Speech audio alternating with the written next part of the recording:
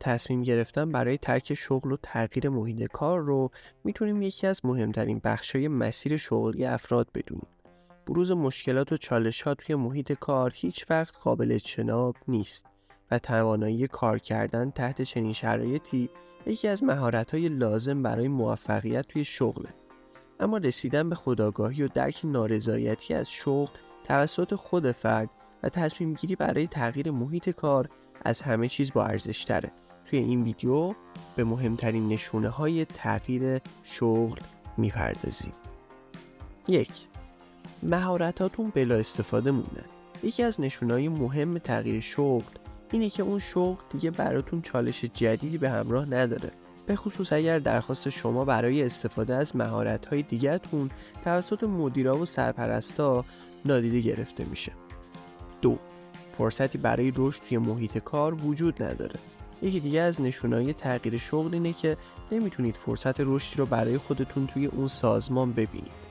وقتی درباره فرصت رشد حرف میزنیم، منظورمون صرفاً ارتقای شغلی نیست. رشد در مسیر شغلی میتونه از راه‌های مختلفی اتفاق بیفته. 3. شغلتون در راستای علاقتون نیست.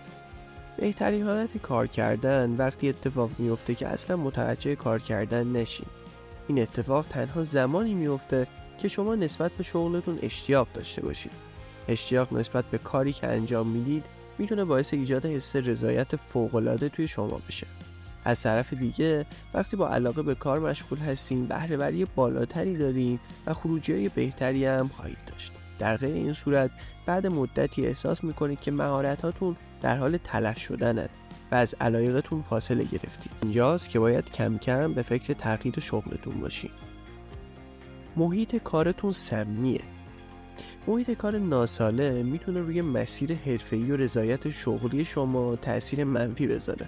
از جمله محیط‌های کاری ناسالم میتونیم به سازمان‌هایی اشاره کنیم که توی اونها شیوه‌های مدیریتی تنبیهی و کنترلی اجرا میشن. بی‌اعتمادی و عدم صداقت وجود داره، کارمندا تحقیر میشن یا مورد تعرض قرار میگیرن. و 5. حد و مرزهای اخلاقیتون زیر پا گذاشته میشه. اگر برای انجام مسئولیت‌های شغلی خودتون مجبور هستین اصول اخلاقیتون رو زیر پا بذارین، بهتره به تغییر محل کار فکر بکنید.